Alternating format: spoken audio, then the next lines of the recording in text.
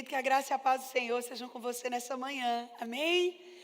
Eu quero te convidar a abrir comigo a sua Bíblia. Nós leremos 3 textos, sendo um deles o principal. Mas primeiro eu quero ler 2 outros versículos. Um se encontra em Gênesis, no capítulo de número 8, verso 22. Gênesis 8, verso 22. Diz assim a palavra de Deus, Gênesis 8, 22. Enquanto durar a terra, não deixará de haver sementeira e ceifa, frio e calor, verão e inverno, dia e noite. Agora vamos lá para o Salmo de número 74. Salmos 74.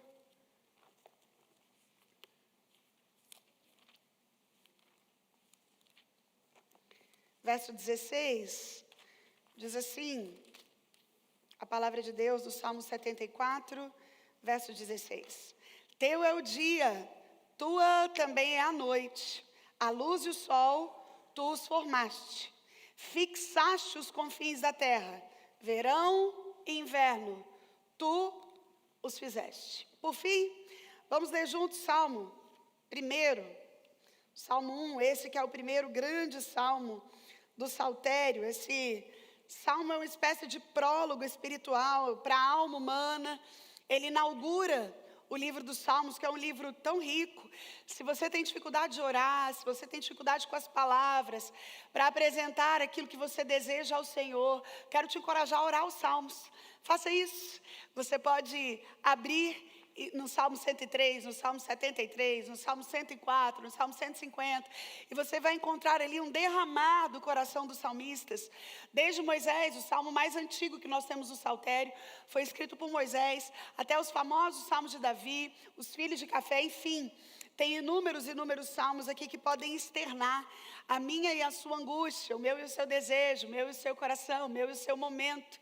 E o livro dos Salmos é extremamente pedagógico para você que deseja intimidade com o Senhor e um aprendizado na oração. Aqui no Salmo 1, a gente tem esse salmo que inaugura o saltério, e ele vai ensinar que mesmo quando você e eu andamos com Deus, a vida é feita de contrastes, de momentos, de estações, de circunstâncias, de modelos, e há uma diferença entre o justo e o ímpio. Vamos ler então o salmo.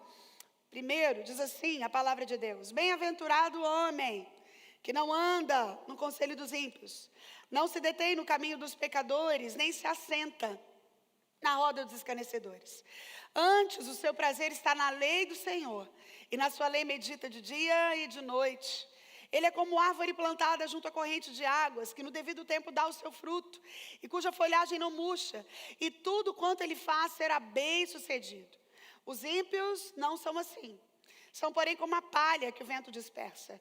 Por isso, os perversos não prevalecerão no juízo, nem os pecadores na congregação dos justos. Pois o Senhor conhece o caminho dos justos, mas o caminho dos ímpios perecerá. Vamos orar mais uma vez? Senhor, nós te adoramos essa manhã, bendizemos o teu nome, Pai, porque tu és o nosso motivo, tu és a nossa razão, tu és o amado da nossa alma. Oh Deus, tu és o desejado das nações.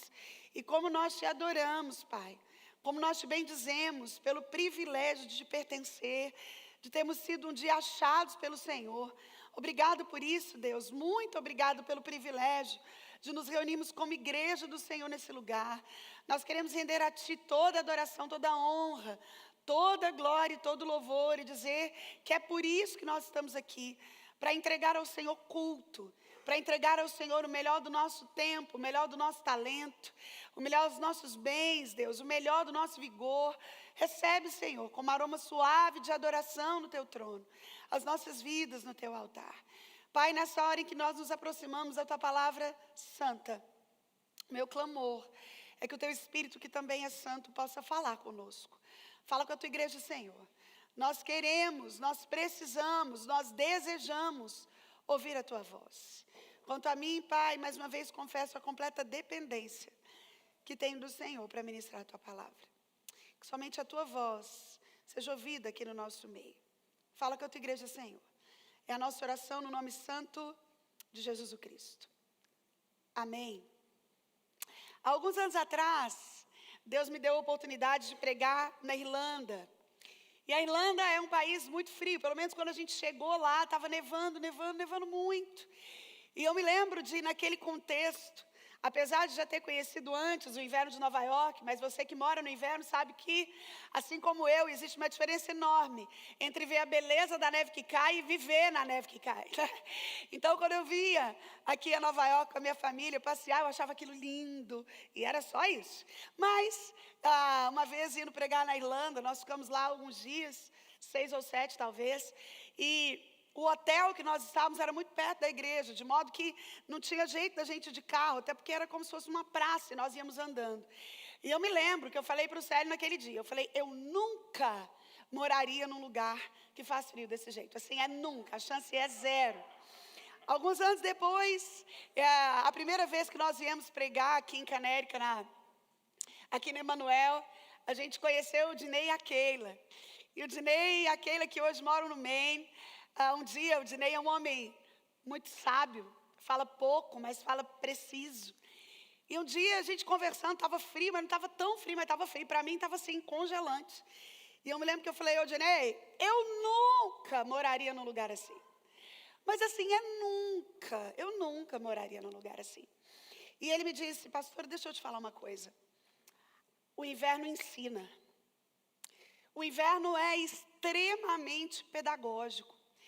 Pessoas como nós, que moramos no inverno, a gente tem que aprender muito sobre a vida, a gente tem que aprender a guardar, a gente tem que aprender a planejar, a gente tem que aprender a pensar, a gente tem que entender que quando o inverno chega, geralmente com ele, chega um tempo de alguma escassez, e é por isso que se no verão você fica só de oba-oba, no inverno você vai ter problemas. Ele falou, é diferente do Brasil, porque no Brasil, como é sempre tudo tropical, as pessoas nunca estão esperando uma coisa difícil. E elas não se programam para isso. Mas aqui não. Aqui o camarada que não se programa, ele vai ter problemas no inverno. E eu me lembro que eu fiquei reflexiva sobre aquilo. E eu me lembrei de alguns textos onde a Bíblia é clara. Eu não tenho tempo para ler todos eles com você aqui, mas a Bíblia é muito rica em falar das estações e de como cada uma delas traz consigo os seus desafios, traz consigo as suas belezas, traz consigo as suas diretrizes e traz consigo as suas necessidades. E nessa manhã eu quero conversar com você. À luz desse texto, que você talvez aparentemente não entenda o que ele tem a ver com estações, sobre as estações da alma. Fazendo uma analogia com o clima, numa terra em que a gente tem o privilégio de ver as estações tão bem marcadas, tão bem colocadas, vê-las na natureza e também relacioná-las com a nossa alma é prudência, é entendimento, é clareza de que, querido, ninguém fica numa estação para sempre. Mas outra certeza você pode ter, você passará por todas. Ninguém vive inverno para sempre, mas você certamente terá invernos. Ninguém vive o verão para sempre, mas você certamente terá verões. E eu quero olhar com você para esse texto e entender as estações da alma, olhar para isso. Essa semana também eu falando com a pastora Joana sobre uma situação de uma família, e ela no telefone falou para mim, pastor, e o inverno está só começando. Eu entendi o que ela queria dizer. Né? Que nós temos adiante o outono, é essa fase de transição, você vai ver isso comigo. O outono é essa fase de transição para dizer que o verão também passa, mas que o inverno também chega. O verão anuncia isso, né? Quando as folhas começam a amarelar, a gente lembra, olha lá, o verão acabando. A gente vai se despedindo das roupas de calor, da cor, a gente vai despedindo de um tempo de muito ânimo, e quando as folhas começam a cair, é a gente olhando e pensando, pode piorar, pode piorar, né? E certamente, em termos de temperatura, piorará. Ontem alguém já me disse, pastor, semana que vem vai fazer 20. Eu, com as minhas contas ainda brasileiras, pensei, meu Deus, 20 é quanto, né? Deve ser muito frio. 20, aí eu aprendi, alguém me ensinou que eu diminuo por 30 e divido por 2. Então eu falei, mais ou menos isso, né? Para ver Celsius. Pensei, entendi, semana que vem vai negativar. Ou seja, o outono anuncia isso. Mas a gente tem inverno e depois tem primavera, onde tudo florir de novo, onde aquilo que parecia nunca mais ter vida, árvores antes tão ressequidas. E você vai entender como você e eu precisamos olhar para a nossa alma e estruturar, por exemplo, raízes, porque o que sustenta a árvore no inverno é justamente a raiz.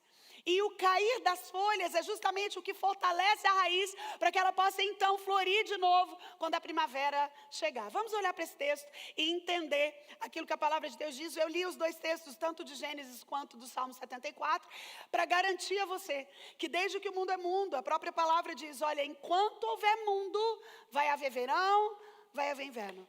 Enquanto houver mundo, haverá dia, haverá noite. A Bíblia é muito clara ao tratar desse assunto e eu quero olhar com você para esse texto justamente para compreender tudo isso. Existem dias na minha e na sua vida em que tudo floresce, o coração fica mais leve, as orações fluem, a fé fica colorida, parece que tudo que você está pedindo está acontecendo, parece que Deus assim, você está com Wi-Fi mais do que 5G, tudo que você pede, mal pediu, Deus fez, mas existem outras épocas na minha e na sua vida que o sol parece quente demais, e com o sol quente a gente também cansa mais. O sol na cabeça também é um desafio, porque aí fica parecendo que cada passo de obediência vai te exigir muito suor, assim como quem está exposto a temperaturas elevadas. E aí a gente até queria ficar parado, como se nada tivesse acontecendo, mas não dá. E aí às vezes vem o inverno, e o inverno espiritual é aquele tempo em que o céu está calado. O inverno pode ser um tempo de luto, um tempo de perda, um tempo de divórcio, um tempo de diagnóstico difícil. E querido, assim como eu disse antes, eu quero repetir para você. Assim como nós experimentaremos verões, você pode ter uma certeza na vida, os invernos também virão. Nenhum de nós aqui estará livre do inverno, mas a diferença, escute, não está na estação. A diferença está na raiz. E é sobre isso que eu quero conversar com você nessa manhã. A diferença não está no que acontece fora da árvore. A diferença está em que a árvore é plantada. E é assim que a gente passa por estações. E aqui no Salmo 1 a gente encontra essa expressão e tantas outras. Árvore plantada junto a ribeiros de água, plantada junto a correntes, que dá o seu fruto no devido tempo, que a folhagem não murcha, que tudo é bem sucedido. E aí esse é o grande segredo espiritual do Salmo 1. A vida do justo, querido, ela não é definida pelas estações, mas ela é definida pela fonte na qual o justo é alimentado. O justo de Deus, ele se alimenta de forma completamente diferente do ímpio. É por isso que nós não podemos falhar na perspectiva que temos acerca do Evangelho. Porque a Bíblia nunca diz que nós não passaríamos por oscilações ou por estações. Mas ela garantiu em todo o tempo que Deus estaria conosco em todas elas. Em todas elas. Independente do que você está vivendo hoje, enquanto eu falo, eu queria que você pensasse aí na sua vida. Falar sobre estações tem pelo menos um objetivo: fazer com que você faça uma reflexão acerca do que já aconteceu com você, fazer com que você tenha alguma espécie de instrução acerca do que está acontecendo agora, e faz com que também você tenha alguma inspiração acerca daquilo que você pode esperar que aconteça. Nós oscilaremos, as estações mudarão, talvez não de forma tão precisa como vivemos aqui no estado que nós moramos, mas uma coisa sabemos, elas certamente acontecerão. E eu quero olhar com você para o texto, e ele começa falando de primavera. Olha aí os versos 1 e 2. Bem-aventurado ou feliz, muito feliz, o homem que não anda no conselho dos ímpios, não se detém no caminho dos pecadores, nem se assenta na roda dos escarnecedores. Antes, o seu prazer está na lei do Senhor, e na sua lei medita de dia e de noite. Querido, a primavera é a estação que o invisível começa a florescer, não é assim? Está tudo muito, muito, muito seco. E você não pode imaginar que daquela árvore vai ter flor de novo. Mas de repente aquilo que era totalmente invisível aos nossos olhos começa com um broto ali, uma flor aqui, e a gente começa a ver beleza, a ver cor onde não existia. Mas antes da flor, meu irmão, a raiz. É por isso que é impossível que floresça quem não está firmado. É por isso que é impossível que dê flor de novo quem está com a raiz fragilizada. Porque antes da beleza tem profundidade. A árvore só floresce de novo, ela só aparece de novo, porque antes ela estava dentro. A vida, antes de aparecer, passa por um processo silencioso debaixo da terra.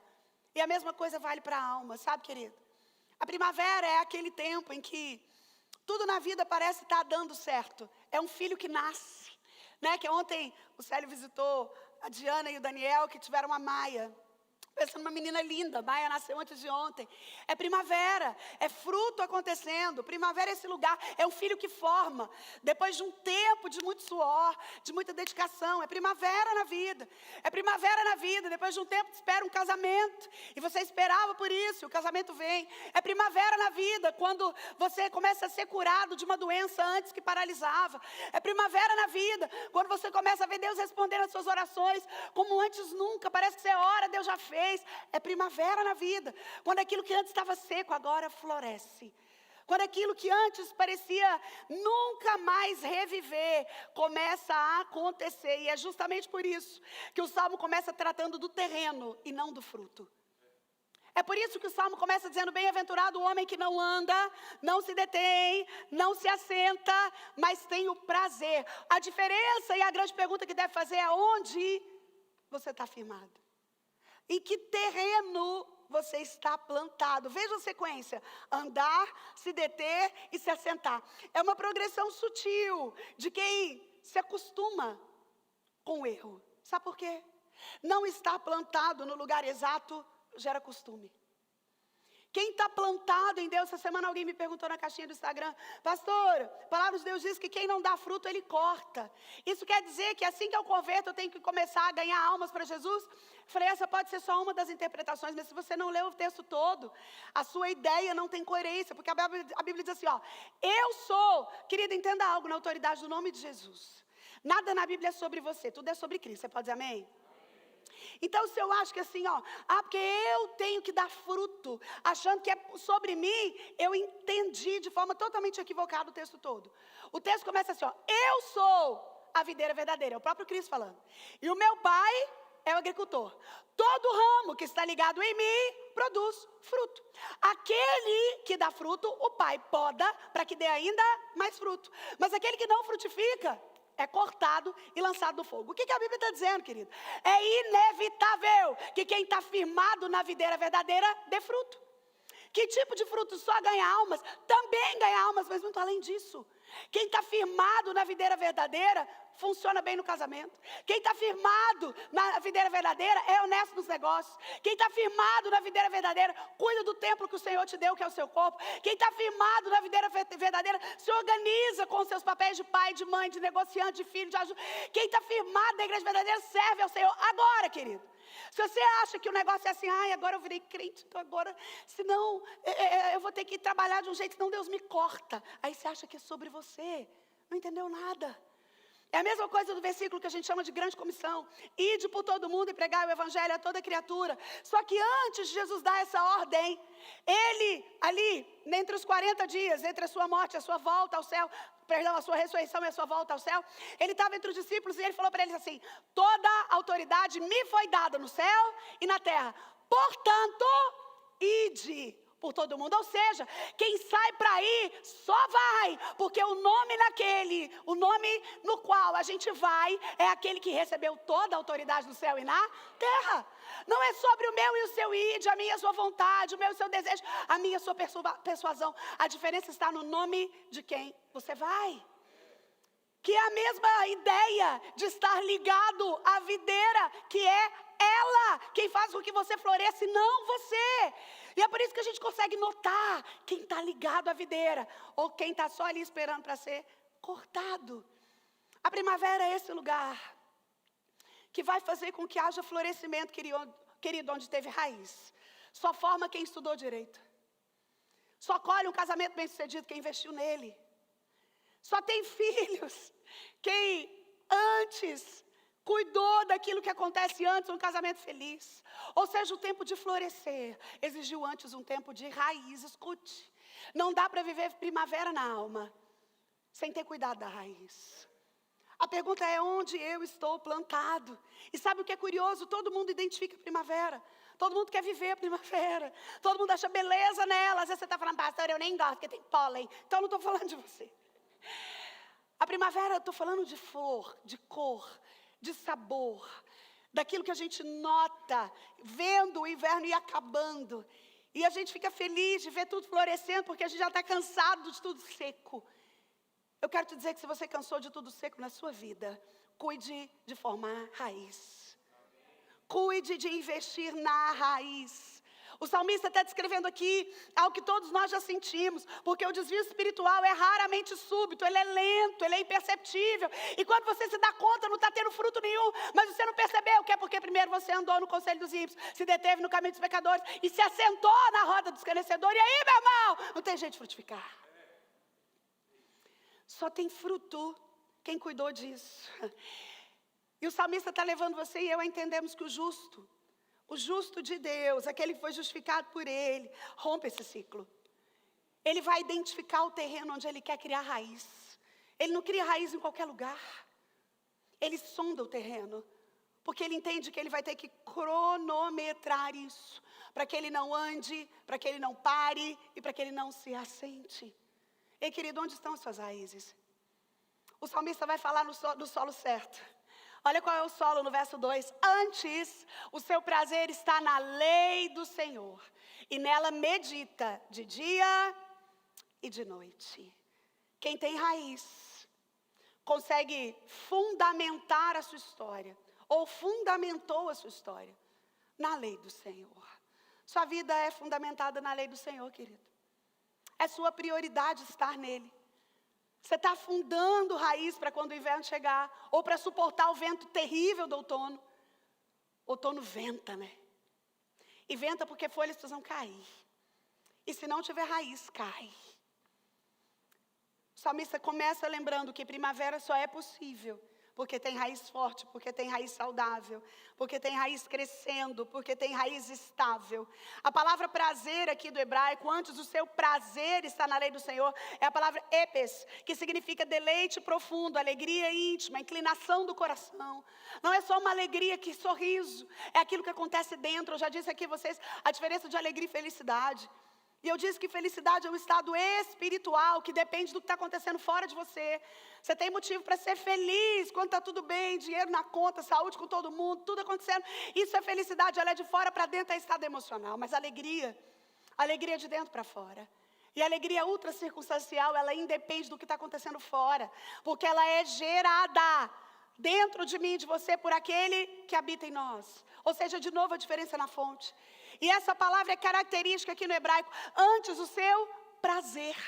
Ou seja, antes do seu deleite profundo, antes da sua alegria íntima, antes a inclinação do seu coração está na lei do Senhor. Ô querido, onde você busca deleite? Onde você busca alegria? Os seus olhos estão firmados no quê? A ideia bíblica é que o justo não busca a leitura da Bíblia para o dever. Ele busca a leitura da Bíblia por fome. Eu tenho prazer nessa lei. O meu coração se deleita nessa lei. Eu tenho alegria indizível nessa lei. Eu tenho vontade de conhecer essa lei. Eu me apresso por buscar essa lei. Justamente porque é primavera. E eu sei que existe colheita. E é assim que começa a primavera na alma. Quando a palavra volta a ser prazer e quando ela deixa de ser peso. E querido, Deus não quer que o serviço dele seja peso para você. Você pode dizer amém? É por isso que por mais que a gente queira muito que você vá no Restart, eu descarto na hora a pessoa que me dá uma impressão de que é peso para ela. Ai, pastor, é porque eu tenho que trabalhar. Eu penso, então não é para você. Fica mesmo. Fica. Sabe por quê? Você não entendeu. Você não entendeu o santo privilégio de se deleitar, de tirar um final de semana no meio do seu semestre para servir ao amado da sua alma. Ei, querido, que alegria indizível, que deleite profundo, que intimidade, que desejo. Primavera é tempo de busca. Escuta, só vai colher quem plantou, só vai ver flor quem tem raiz. Não tem como esperar a primavera da alma se não teve profundidade. E tempo de profundidade é tempo de ver as coisas acontecerem. A verdadeira santidade aqui, ela não é um fruto só de uma ausência de pecado, mas ela é fruto de um prazer constante em Deus. Quem prefere as coisas de Deus, quem prioriza as coisas de Deus, quem gosta de estar com Deus, quem busca a Deus, consequentemente mais santo. Agora, se eu vivo só religião, é ocasionalmente, é quando dá, é quando não tem nada mais importante. É quando as coisas, eu tinha ouvido de alguém, Aqui alguém disse para mim, pastor, você vai ver, inverno a igreja enche, viu? Porque no verão está todo mundo fazendo outras coisas. Eu pensei, legal. Eu não estou dizendo que você não curtir seu verão, não, porque ele é curta. Mas, querido, entenda algo. Independente da visão que você tenha do que é curtir a vida, eu quero lembrar a você, sabe? Ontem nós conversávamos, e você precisa estar ligado nisso. Eu estou, junto com o Célio, terminando de estudar algumas coisas, porque nós precisamos continuar falando disso. Talvez você, se estava mais desavisado, levou um susto como eu, de Nova York ter eleito um prefeito muçulmano. Eu levei um susto. Eu falei, Célio, você sabia que tinha um muçulmano concorrendo? E ele falou, eu sabia. Eu não também. E eu levei um susto. Mas sabe o que eu quero que você entenda, querido?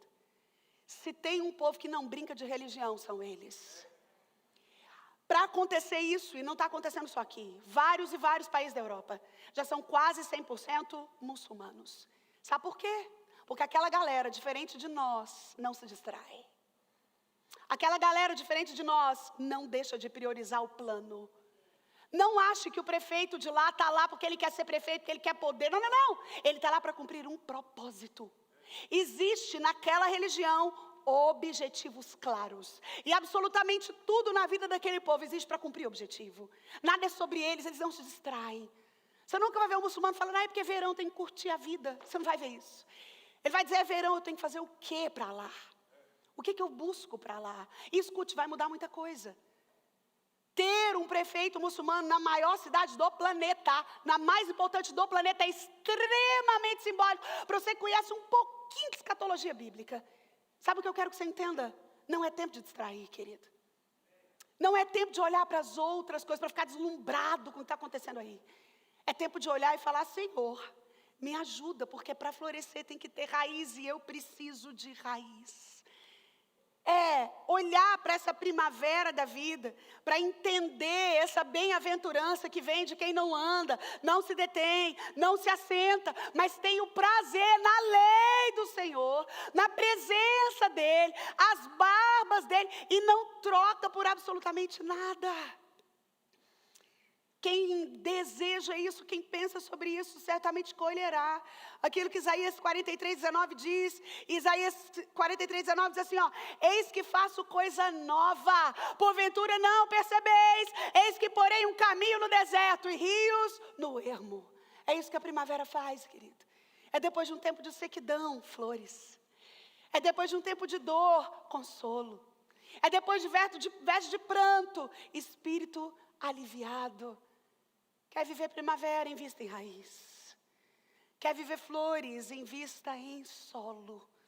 Quer viver colheita, invista em semeadura. Porque a primavera é esse tempo em que Deus devolve cor ao que era cinza. Em que de novo floria aquilo que antes era seco. É quando o Espírito sopra de novo sobre a terra seca. E aí a gente olha para a primavera e entende que ainda existe futuro aqui. É aquele momento que a esperança chega e você entende, ainda tem futuro aqui. É um documento que você espera e de repente ele chega. É algo que você planejou e de repente acontece. Mas para viver primavera, começa pela raiz. Se deleita na palavra de Deus. Mas o texto continua e eu também, olha aí o verso 3. Ele é como árvore plantada junto à corrente de águas, que no devido tempo dá o seu fruto. Querido, aqui já chegou o verão. Depois da primavera a gente tem verão, e tem verão na alma. Verão é tempo de calor, verão é tempo de luz. Verão é tempo de dias longos, porque amanhece cedo e escurece cedo. E aí a gente tem essa ideia de que as coisas estão bem melhores. Verão também é tempo de, para muitos aqui, trabalho constante, se trabalha mais. Escutei isso de tanta gente, pastor, é verão, estou trabalhando muito mais. Outros trabalham menos, acontece. Mas verão é esse tempo em que a gente bota o shape para jogo, né? E a gente vai tirando roupas, porque antes era casacão, depois é casaco de meia estação, mas aí de repente é verão. E a gente está de regata, e a gente está de cor, e a gente está de sorriso no rosto, e a gente está cheio de novidade, porque a estação é esse tempo que o sol prova que a primavera começou. Ou seja, que eu vou colher, que existem coisas acontecendo ao redor de mim, e aí essa cor é bonita, mas escute. Frutificar exige resistência. Passar por verão também não é fácil não, meu irmão. O verão também tem os seus desafios. O calor úmido que toca a nossa pele, a exposição ao sol pode queimar, sem cuidado, sem proteção. Algumas pessoas distraídas demais com o verão se dão mal, porque o verão provoca distrações, não se engane. Essa ideia de que é tudo belo demais, de que está tudo bom demais, porque existe um relógio teológico preciso aqui. O salmista diz que o justo dá o seu fruto na estação própria, ou seja, nem antes, nem depois, na hora certa. O que eu quero que você entenda é que o verão é o tempo da espera ativa. Ou seja, é justamente porque eu sei que tem inverno de novo, meu irmão, que eu não baixo guarda no verão. Você entende isso? Verão não é tempo de orar menos, é tempo de orar mais. Porque alguns de nós vão precisar dessa reserva para o inverno. Você entende o que eu estou dizendo, querido? Tempo de inverno é tempo que a gente às vezes não consegue nem orar. Dependendo do nível de inverno que você enfrenta. São aquelas pessoas que falam, pastor, eu estou sofrendo tanto que eu não consigo nem orar. Geralmente o inverno é assim. É por isso que você tem que ter guarda no verão. É por isso que você tem que ter reserva no verão. É por isso que verão é tempo de guardar. Está no verão, meu irmão, ora mais, jejua mais, busca mais, vai mais no culto. Está tudo bem, é aí que você busca mais. Você sabe que um dos motivos pelos quais Deus permite inverno, meu irmão? Porque se fosse só verão, não vinha ninguém na igreja. Se a sua vida fosse só verão, você não serviria a Deus. Nenhum de nós. Tá? Nenhum de nós. Se a vida fosse só good vibes, nenhum de nós serviria a Deus. Mas Deus permite, por amor, alguns momentos em que esfria tudo, congela tudo, porque nesse tempo a dependência é completa. Nesse tempo a gente precisa estar mais perto, e a gente se aproxima. E se você já tem um pouquinho de maturidade cristã, você entendeu que para passar pelo inverno, você tem que ter guardado no verão. Pelo menos é assim que a formiga faz. Ela vai trabalhando no verão, trabalhando no verão, trabalhando no verão. Você já viu aquela historinha da formiga e da cigarra antiga que a gente contava para as crianças? Cigarra estava lá no verão, só tranilim, cantarolando e vendo a formiga trabalhar. E falou, para, formiga, é inverno. Ou é verão, para que você quer trabalhar? E a formiguinha trabalha, vai para um lado, para o outro, para um lado, para o outro. De repente, inverno. E a cigarra que só cantou e cantarolou à luz do seu violão, não teve como se manter. Conta a formiga, que foi prudente. Reteve coisa. Sabe o que eu quero que você entenda? Verão é tempo de curtir de forma maiúscula aquilo que Deus permite. Mas é também tempo de guardar. Se prepare espiritualmente no verão. Ganhe músculos emocionais no verão. O shape que está para fora precisa ser compatível com o shape que cresce para dentro no verão. Porque ele vai ser necessário no inverno, meu irmão. Para alguns de nós ele já é muito necessário no outono. Eu vou falar de outono agorinha. Quando a Bíblia fala, eu quero trazer à memória aquilo que me dá esperança, ela está falando não só daquilo que você vê Deus fazendo na vida do outro. A ideia de trazer à memória aquilo que me dá esperança é lembrar aquilo que Deus já fez comigo antes. E por isso eu creio que Ele faz de novo. Quando Davi foi enfrentar o gigante Golias, ele falou, peraí, eu já venci urso, eu já venci leão, eu posso vencer esse gigante Golias. É como se ele estivesse trazendo à memória aquilo que Deus já o tinha feito vencer, para então encorajá-lo diante do gigante maior. Verão é tempo de guardar, para que no inverno você se lembre daquilo que Deus fez e tenha músculos espirituais para permanecer. Ei, querido, quem sabe você está vivendo um verão e louvado seja Deus por isso. Está tudo alegre, está tudo sorrindo, está tudo colorido. Você dorme bem, nem a insônia te visita. Você está dormindo bem, tudo ao seu redor está muito legal. As coisas estão acontecendo, mas não seja imprudente. Guarde. Continue semeando. O salmista usa a expressão aqui, árvore plantada junto a um ribeiro. Ou seja, se não tiver ribeiro, não tem vida. E o ribeiro é a sua vida espiritual, porque ao mesmo tempo que isso fascina, porque ribeiro não depende de chuva, ribeiro é constante. A árvore plantada junto ao ribeiro, ela não está dependendo do clima, porque ela tem acesso direto à fonte. E é por isso que ela floresce. Ei, querido, você é uma árvore plantada junto a um ribeiro. Existe ribeiro do seu lado. Ou você é daqueles que está plantado num lugar tão distante que qualquer coisa precisa ir atrás do ribeiro de alguém. O Senhor quer ser o ribeiro da sua árvore. Você pode dizer amém, querido? Ele está te dizendo, tem lugar perto de mim para você plantar a sua árvore. Tem lugar ao meu lado para você estar plantado. Tem lugar aqui nesse lugar que não depende de chuva, não depende de outras coisas, porque é fonte. Ei, querida, a fé madura é aquela que não confunde calor com abandono. Quando as coisas ficam muito, muito, muito quentes, não é tempo de você abandonar, é tempo de você permanecer. É tempo de você viver, curtir, aproveitar. Mas fazer tudo isso se lembrando que verão também passa. Vocês vivem aqui há muito mais tempo que eu. E com pouco menos de um ano vivendo aqui, eu entendo algumas coisas que a gente ouviu desde quem chegou. Pastora, sabe o que é? O frio é muito longo. Agora eu entendi. O troço começa em outubro, meu irmão. É longo. Tem lá uma previsão de parar, quiçá, abril. É longo. Eu também entendi. Quando alguns de vocês falavam, sabe o que é, pastor? O inverno é muito curto. Eu entendi. O verão é muito curto. Entendi. Falei, cara, é mesmo. É curto, piscou, passou. Querido, mas nem tudo que é curto justifica se aproveitar sem limite. Escute isso.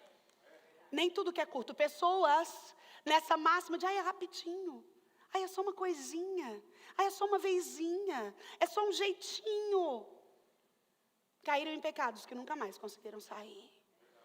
Não é porque é curto que você lambuza. O verão é esse lugar de fruto apropriado. Deus é muito mais glorificado quando a gente está satisfeito nele do que quando a gente está achando que existem distrações para que a gente se prenda. É por isso que o salmista afirma, dá o seu fruto na estação própria. O verão é um tempo em que a gente aprende a respeitar esse ritmo de Deus. É quando você vai orar para o fruto aparecer, o fruto ainda não veio, mas você está vendo ele vir. É aquele namoro que está quase virando casamento. É aquele meio de curso que você está esperando ele acabar. É aquela época do casamento que você está vendo ele melhorar aos poucos. É aquela doença que está começando a ter um prognóstico de ir embora. É aquele documento que você espera por anos e agora parece que está dando jeito. É aquela lei que você queria tanto e agora parece que ela está resolvendo para você. É aquele dilema que antes você vivia uma reputação ruim e agora começa a melhorar. Verão é um tempo de expectativa. Porque a gente espera fruto. Ele ainda não é o fruto. Mas ele é a expectativa do fruto. É por isso que a gente anima. A gente anima. É por isso que quem não vive verão também vai viver desanimado. Quando o verão demora demais chegar na sua alma. Sabe aquelas pessoas que elas têm provações que parece que não terminam? Você deve conhecer alguém assim. A pessoa tem uma vida de dores mesmo. E às vezes elas falam, eu parei de sonhar. Porque verão é tempo de sonhar. Quando o verão chega, a gente sonha, a gente anima de novo. Não é assim? Aqui no inverno você não vê ninguém, parece que a cidade é fantasma. Mas de repente faz um positivo. A galera começa a ir para a rua, o povo sai com os cachorrinhos, não é? Porque verão é tempo de expectativa.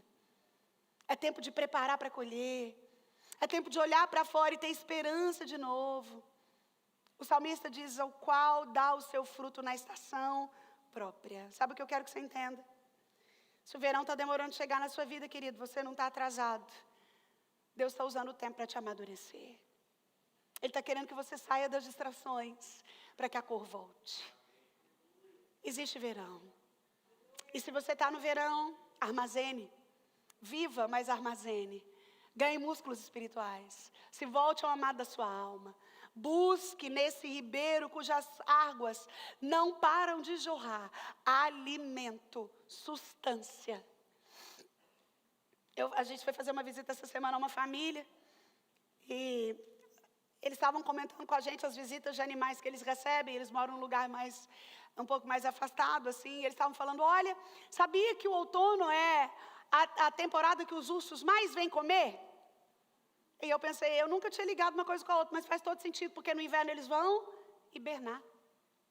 E para que eles hibernem, eles têm que ter guardado. Tem que ter manutenção. Ei, querido, você tem manutenção?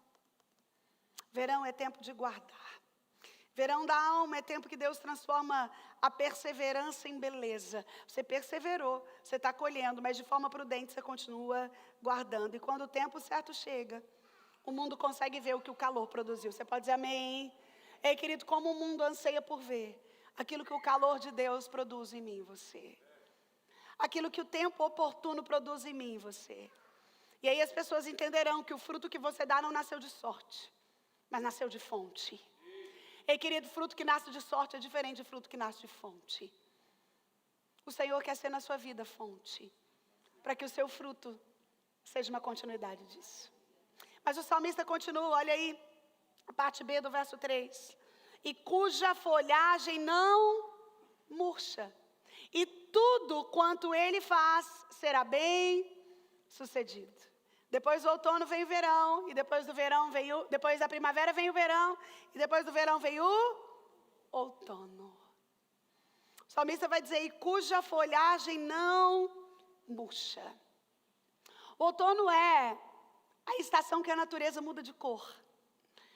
Eu tinha uma santa expectativa pelo outono, porque todo mundo dizia, o outono é lindo, e como ele é lindo. Como a beleza das cores, elas enchem os nossos olhos. E o belo é incontestável, não é? O belo é incontestável. Quando você vê uma coisa bela, você não tem dúvida que é bela. O outono é isso. O outono é essa estação bela. A natureza vai mudando de cor. É tempo de folhas que antes eram muito sinal de vida, porque estavam verdinhas. E aí, de repente, elas amarelam, outras ficam alaranjadas, outras vermelhas. Mas depois que isso acontece, elas começam a cair. E elas caem, é mais ou menos na época que a gente está agora. Mas eu quero que você saiba uma coisa, essas folhas não caem por fraqueza. Elas caem por maturidade. Quando a gente estuda as estações do ano, e os motivos pelos quais essas estações acontecem, é por causa dos movimentos de rotação e translação da Terra. Então é por isso que cada época, ou cada estação é determinada por um tempo, e em cada época do mundo as estações são vividas de um jeito. Por causa desses movimentos de rotação e de translação da Terra. E a rotação e a translação vai fazendo com que as estações vão sendo formadas mundo afora. E aqui, onde a gente mora, a gente vê com tanta clareza esse outono. Que é o tempo em que a criação entende que para o novo nascer, o velho tem que sair. E as folhas começam a cair, e a cair, e a cair, até que as árvores ficam peladas de novo. Sabe, querido, o outono da vida, o outono da alma, é aquele tempo em que você sai do verão, mas os desafios ainda estão escancarados à sua vista. É um filho que nasce, mas agora você tem dilemas acerca disso. Onde eu vou deixar no daycare? Como é que eu vou voltar a trabalhar? Como é que vão ser as coisas? É o outono anunciando. Você se formou, mas agora você cai no mercado de trabalho, e às vezes é o desafio de um emprego novo. O outono é aquela estação de meio. Ela nem tem todo o prazer do verão e ela ainda não tem toda a dor do inverno, mas ela é meio. Porque ela nos lembra que tudo termina. Outono é uma estação que vem para nos lembrar que tudo acaba. O verão acaba. Mas ele também nos lembra que as coisas podem ser pior do que elas estão agora. Essa semana eu compartilhei uma frase no meu Instagram que dizia exatamente isso. Ao acordar, seja grato. Porque talvez a vida não esteja como você gostaria. Mas certamente ela poderia estar pior do que você está gostando agora. Ei, querido. A gratidão, ela vem disso. Posso não estar vivendo tudo que eu queria, mas poderia estar muito pior do que está agora. Isso é outono. Outono é essa fase de transição. Quem sabe você está aqui nessa manhã e você está no outono. Você está com as lembranças do verão ainda bem quentes, mas você está com algum receio do inverno. Você não sabe o que vai ser. Você tem medo dele. Aqui está dizendo que aquele que está fundamentado nesse ribeiro, cuja água não falta, tem como consequência uma folhagem que não murcha. Eu te disse que meu objetivo dessa manhã é que você entenda que por mais que as coisas fora de você mudem e oscilem, se você está firmado na rocha, isso é o que vai te sustentar nas estações adversas da alma. A mesma coisa que quem está fundamentado, estruturado, com a vida organizada, passa pelas estações de modo suave. Não é que a pessoa não sofre, não tem que se arrumar para o inverno, não vai identificar um lugar para viajar no calor, não vai ficar maravilhado com o outono, não é isso, mas a pessoa não tem grandes sobressaltos. Ela vai numa constante. É assim a pessoa que está no Senhor, porque a folhagem dela não murcha.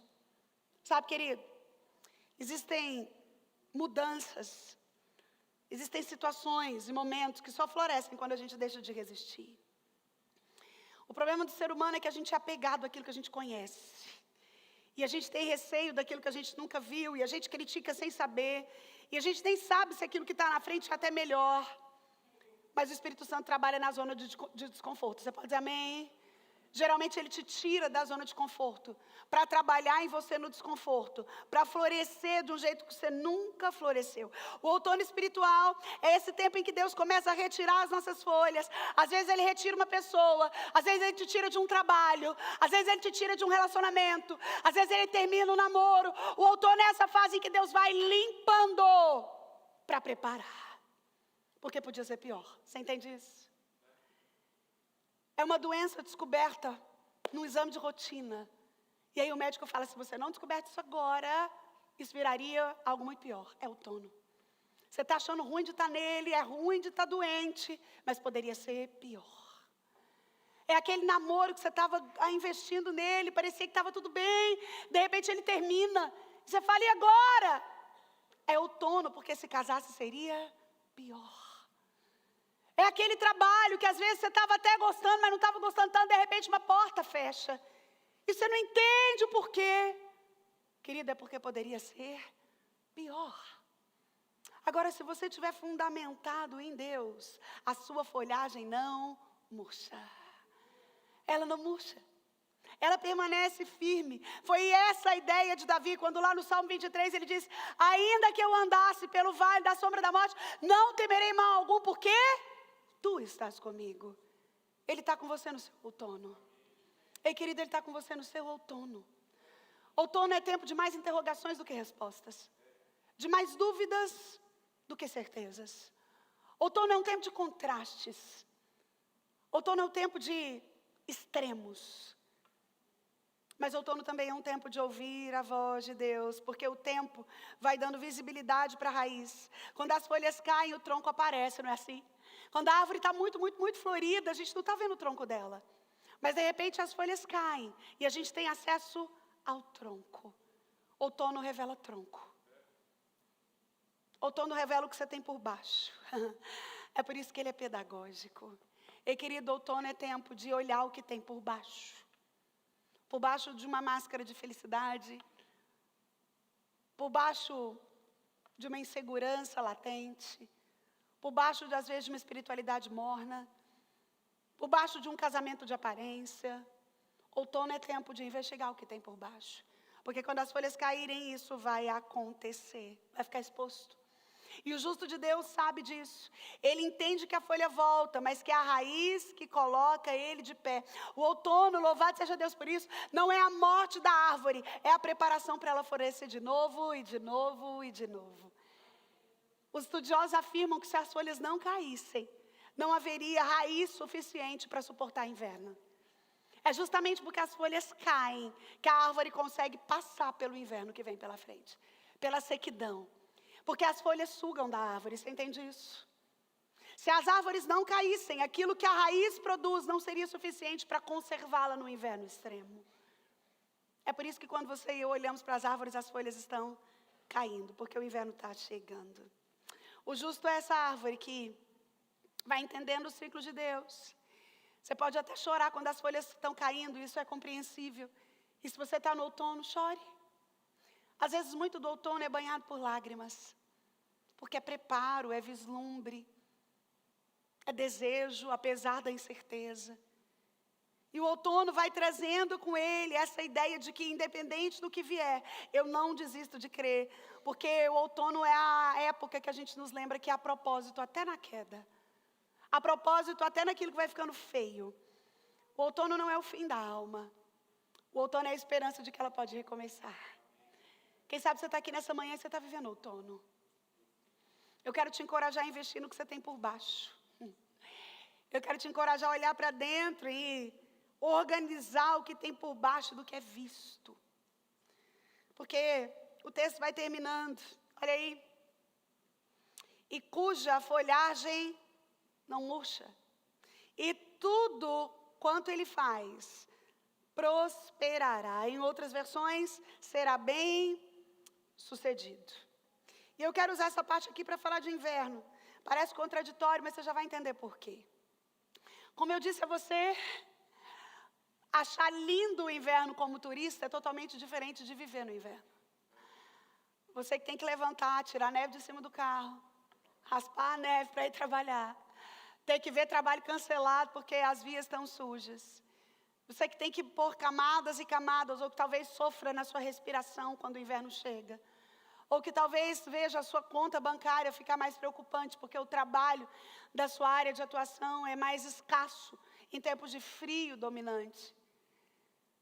Gostar do inverno, porta fora, é sair para as estações de esqui, usufruir da neve acumulada é uma coisa. Viver inverno é outra. Inverno distante é lindo. Inverno perto é desafiador. O inverno é esse tempo gelado, tudo perde a cor. Você sabe que país que tem inverno rigoroso igual o nosso, eu quero deixar isso para o seu coração. O nosso corpo, ele trabalha com equilíbrio neurobiológico. Então, em países com inverno muito rigoroso e muito longo, que principalmente não aparece muito sol, e as pessoas têm o que a gente chama de visão monocromática. O que é isso? Você olha para fora e está tudo cinza. O céu está cinza, não tem cor, não tem flor, não tem folha. A visão monocromática por um tempo sucessivo, ela provoca um aumento de um hormônio chamado melatonina.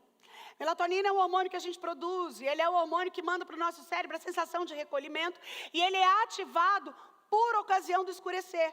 Sim, lembre você, tudo isso que você e eu usufruímos, luzes, energia, né? Só imita aquilo que o próprio Deus fez no nosso corpo para existir. É por isso que noite é feito para dormir, meu irmão, viu? Adolescente, noite é feito para dormir, viu? Noite não é feita para você ficar no celular. Noite não é feita para você fazer outras coisas. Noite é feita para dormir. Quando começa a escurecer, o nosso corpo aumenta a produção de melatonina. Parêntese, se você tem mais de 30 anos, você não produz o tanto de melatonina que você deveria. Suplementar a melatonina, na maioria dos casos, é uma boa ideia. É por isso que idoso dorme pouco, né? Meu pai tem um amigo que ele fala que idoso não dorme, porque eles têm medo de morrer. Então eles não dormem porque eles pensam, vai que eu durmo e morro, né? E aí ele falava, minha avó, Sara, ela ficava a noite inteira, igual a Telecena, falava 3h da manhã. Passava um pouquinho, ela falava 3h30. E quem dormia com a minha avó, querido, não dormia. Porque ela ficava ali, ó, anunciando, é como se ela dissesse, tô viva, hein? Tô viva. Mas isso neurobiologicamente, o nosso corpo produz menos melatonina. Como tudo aquilo que ao longo dos anos, o nosso corpo vai perdendo a capacidade de produção, obviamente, porque o envelhecimento faz isso, e foi assim que Deus fez. Então, na infância, a gente está no topo da produção hormonal. Na adolescência, os níveis são altíssimos, e está tudo assim, ó, em alto rigor. À medida que a gente vai envelhecendo, isso vai perdendo. O nosso corpo vai perdendo a capacidade de produzir do jeito que produzia antes. E há uma perda da produção natural de melatonina a partir dos 30. E a melatonina é esse hormônio do recolhimento. Então, quando a gente está muito hiperestimulado por essa visão monocromática das coisas, tudo muito cinza, escurecendo muito cedo, o nosso corpo produz mais melatonina.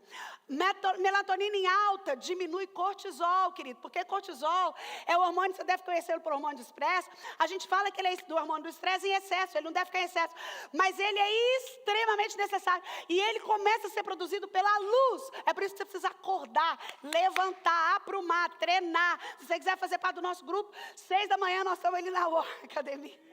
Estamos pelo menos umas 8 mulheres ali. É quase um culto de Emanuel, viu? Um pede oferta, outro canta louvor, outro prega, e nós estamos ali. 6h. E às vezes, por quê? Porque a hora que você acorda, a produção do cortisol, o cortisol é o hormônio que te dá vida. Se você está com cortisol baixo, meu irmão, você não tem ânimo para nada. Nada. O nosso corpo precisa produzir cortisol.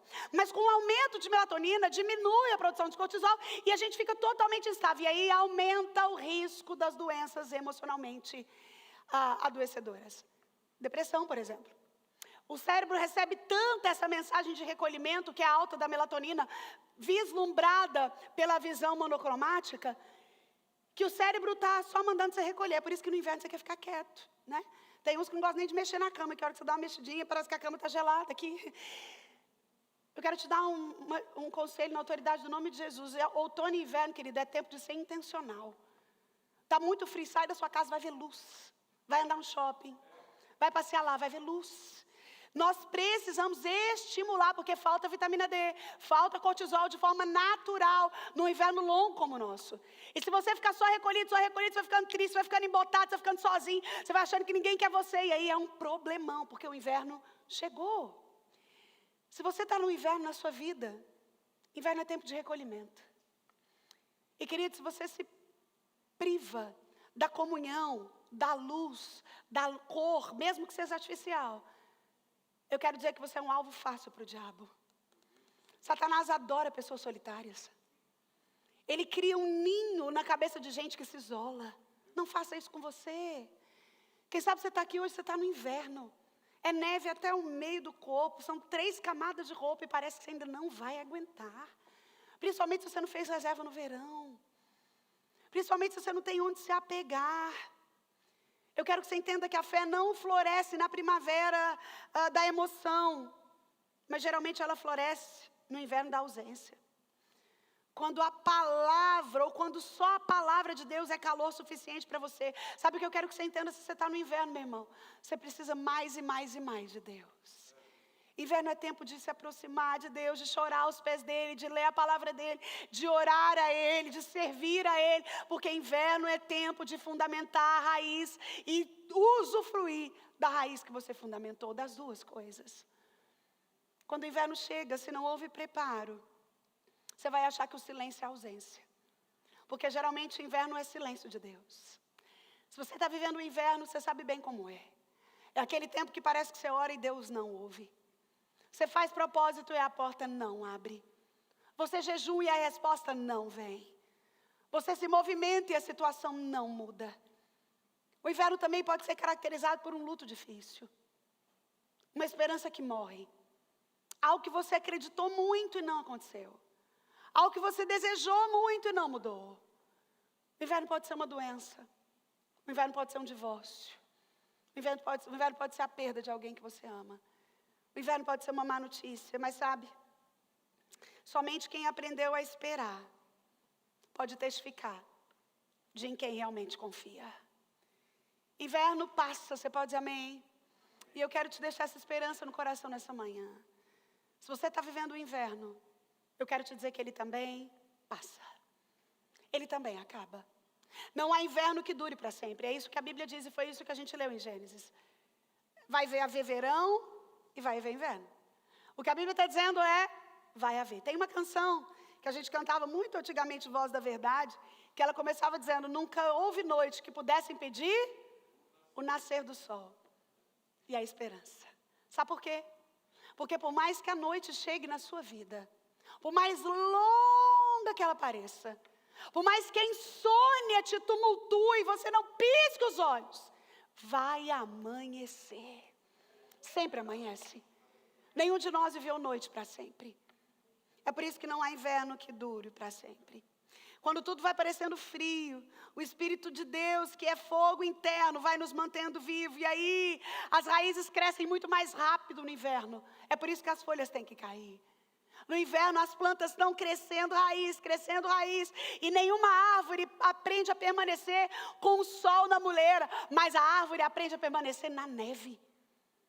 É por isso que a gente pode contemplar a beleza da natureza de um lugar que tem neve como aqui. Porque tempo de neve é tempo de raiz. Quem sabe você está aqui hoje, você está nesse tempo. Tudo é silencioso, é distante, não tem cor, parece congelado. A sensação do inverno da alma é que Deus te esqueceu. E isso é mais dolorido quando você está aqui no inverno vendo gente no verão, o tempo inteiro. Que a rede social faz isso com você hoje, né? Faz você acreditar que está todo mundo no verão, só você que está no inverno. Não se engane. Existem invernos vividos no silêncio, no oculto. Só você e Deus sabem. Mas eu quero te dizer que se você está no inverno, abrace-o.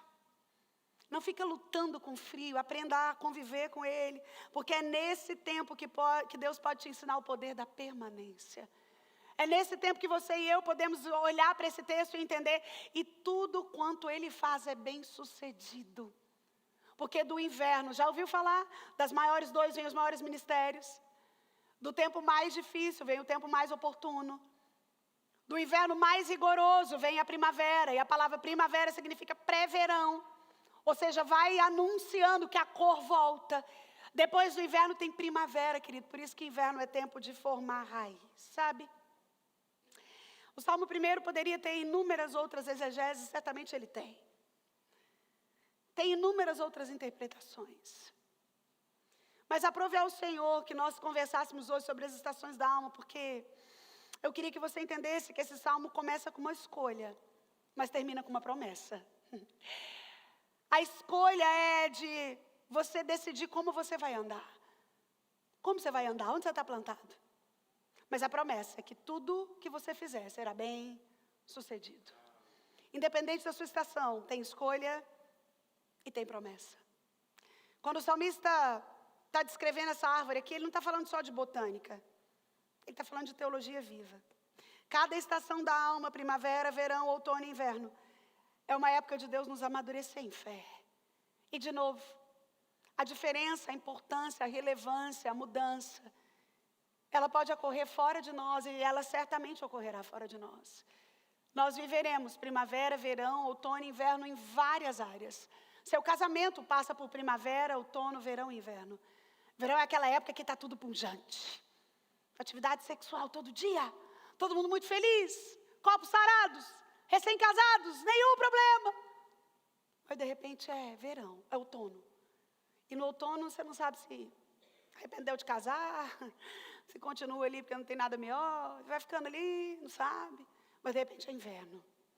E os corpos estão distantes, e a conversa já é fria, e o gosto por estar ali não é tão grande, e o divórcio ronda você.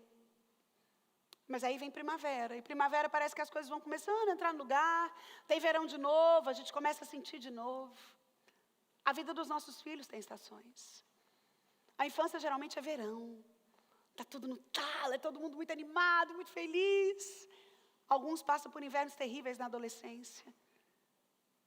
Tempo de mudanças, de incertezas, tempo de ter que lidar com uma crise aqui, uma conduta estranha aqui, uma escolha diferente ali, e o inverno vai dando as caras. Mas de repente a gente começa a colher o que semeou e eles começam a trabalhar e a gente começa a viver a primavera deles. A vida tem estações. A vida espiritual tem estações. A vida moral tem estações. O seu trabalho tem estações. A vida espiritual tem estações. E o que faz do justo justo não é a emoção que ele sente, mas é a constância com a qual permanece. Eu quero te encorajar nessa manhã a permanecer. Já quero convidar a equipe de louvor aqui à frente. Quem sabe você tem dificuldades com uma estação ou outra, prefere uma a outra e está tudo bem. Mas independente das nossas preferências, permanecer é o destino do justo. As 4 estações da alma são um caminho de maturidade espiritual. Na primavera, Deus nos ensina o prazer da palavra. No verão, Ele nos ensina a perseverar sob o calor. No outono, Ele vai nos ensinar a soltar aquilo que não é nutritivo mais. E no inverno, Ele vai nos ensinar a permanecer quando tudo for frio. Jeremias 17:7, eu encerro dizendo isso. Lá em Jeremias 17, versículo 7, Jeremias diz assim, bendito o homem que confia no Senhor e cuja esperança é o Senhor. Porque ele será como a árvore plantada junto às águas, que estende as suas raízes para o ribeiro e não receia quando vem o calor, mas a sua folha fica verde. E no ano de sequidão não se afadiga, nem deixa de dar fruto. Querida, eu quero profetizar isso sobre você nessa manhã. No ano de sequidão você não vai se afadigar, nem vai deixar de frutificar. Quando o inverno chegar, você continuará frutificando. Porque a minha e a sua vida, apesar de serem moduladas pelas estações, não são determinadas por ela. O que nos determina é o quão profunda é a nossa raiz. Você pode